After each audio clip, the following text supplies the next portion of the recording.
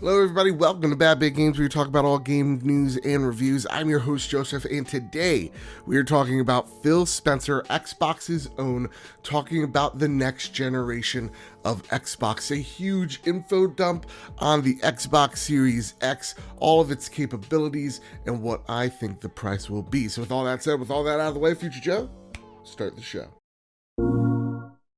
Alright, before we get into this video, just a few things. Link down below if you want all the information, read it for yourself because there is a lot of stuff we're going to be covering in this video. Over 12 points that Phil makes to try to sell you on the Xbox Series X, and there's even more breaking news about how games are going to carry over from this generation to the next. So let's just get right into it with the first point. The first point, Phil addresses the audience, the general audience here, where he says that the Xbox Series X will run an AMD Zen 2 processor with an RDNA architecture, boosting over 12 teraflops of power. And as gamers, we don't know what teraflops are. We still don't. We have a general idea. It's vague.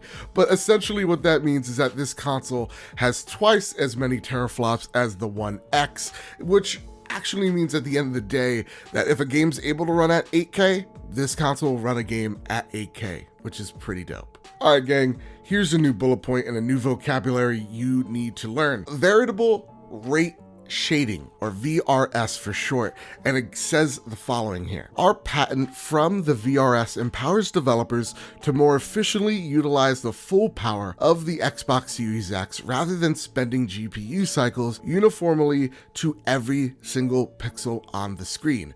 They can prioritize individual effects on specific game characters or important environmental objects. This technique results in a more stable frame rate and higher resolution with no impact on the final image quality. So if you guys and gals love how, they're able to achieve things like 4K 60 FPS, there's a great little behind the scenes of Guerrilla Games and how they made Horizon Zero Dawn look the way they did.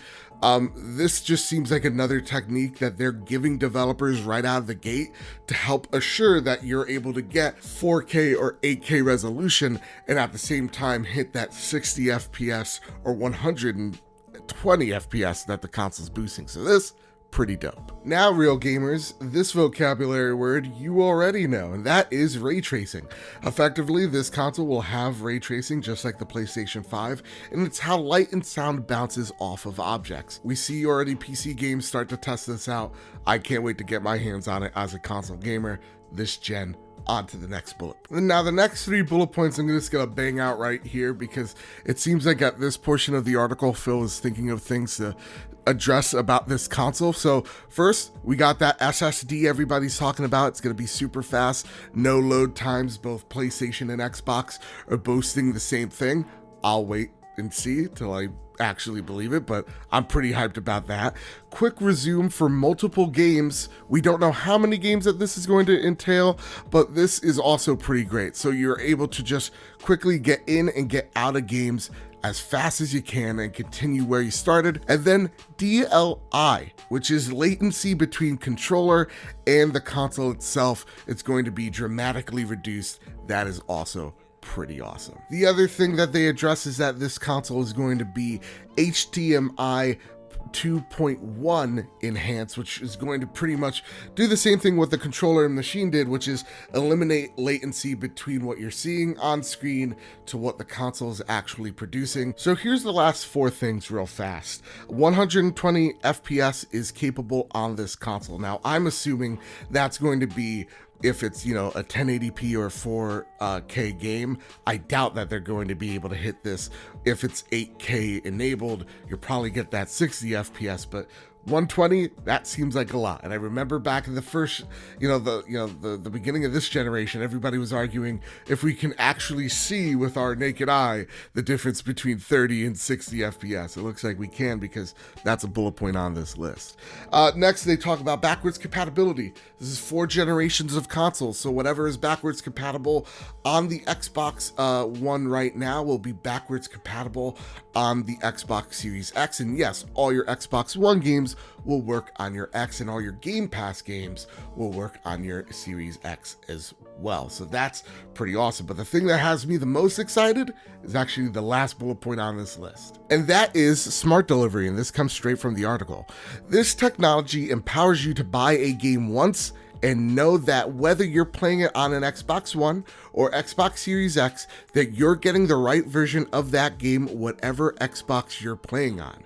We're making a commitment to use smart delivery on all of our exclusive Xbox Game Studios titles, including Halo Infinite, ensuring you only have to purchase that title once in order to play the best available version, whichever Xbox console they choose to play on. This technology is available for all developers and publishers, and they can choose to use it for titles that will be released on Xbox One first and then come to Xbox Series X later. Okay, the first game that is announced for smart delivery is Cyberpunk 2077. And that's pretty huge, because now we know that, yeah, not just Xbox games are going to have this, but third-party games as well. And we're already seeing that commitment with CD Projekt Red, with one of the most anticipated titles coming out this year is Cyberpunk 2077. And a lot of people are nervous that they would have to buy this game twice, just like in this last generation. In the beginning of it, we had to buy our games twice, like Assassin's Creed Black Flag. GameStop would have like a, hey, you know what? Trade in Black Flag right now and just pay $10 extra and you'll get the next gen version. This, no. Your games are just going to carry over and you only have to purchase the game once. So assuming that you buy Cyberpunk 2077, you download it on your Xbox One X, and then you upgrade to the Series X, and you give your X to your grandma or whatever, it's your secondary console, you do what you want with it. It's your Xbox. Now, when you play Cyberpunk on your Series X, it's going to be running at the highest fidelity, the highest frame rate that it possibly can. That is awesome. That is super consumer friendly. That shows us that the future of this next generation is going to be far easier for more gamers to get into, and that gets me super excited. So out of everything on this list, right off the gate, the thing that has me the most pumped is smart delivery, because it's really standing by what Microsoft has been saying this entire last 3 months is, hey, Xbox is an ecosystem. Whether you're playing it in the cloud, whether you're playing it on your smartphone, whether you're playing on an Xbox One, a Series X, it doesn't matter. You're going to be having the best experience you can have wherever, whenever you want it. It's here in the Xbox ecosystem. So out of everything that Phil Spencer said and Microsoft has said so far, it really goes to show that they are committed to this next generation being as smooth of a transition as they possibly can get. But here's the thing, with all that high frame rate fidelity, all the GPUs, CPUs, all the teraflops and whatnot, what is this console going to be priced at?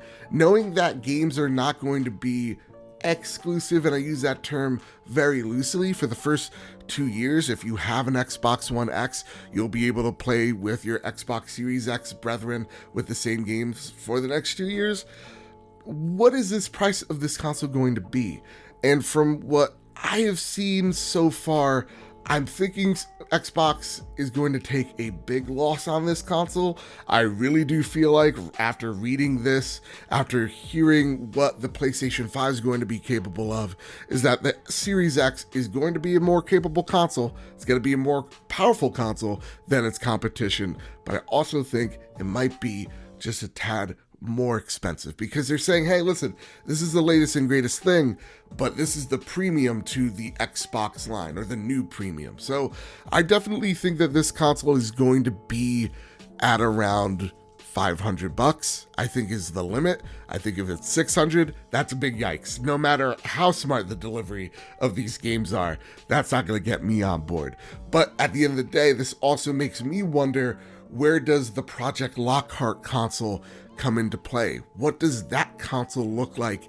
Are they going to push it the same time as the Series X, or is this something that might come out next year, as rumors also suggest, because to me, I'm thinking that Lockhart is the digital-only hybrid streaming box that is going to be very, very much less expensive than the Series X or the PS5, but at the same exact time, only be internet-only machine. But that's how I'm thinking how next generation is going to work out for Microsoft. And I want to know what you guys and gals think out there as well. What do you think about all the news that we got from Microsoft, from CD Projekt Red? What do you think that the next generation of Xbox is going to look like now that we have all this new information? Because to me, I'm really excited. And I mean, when you look around, yeah, you'll see an Xbox thing here or there, but I'm a mostly PlayStation gamer, and seeing Xbox making all these awesome moves definitely makes me lean to a more green perspective. It's awesome to see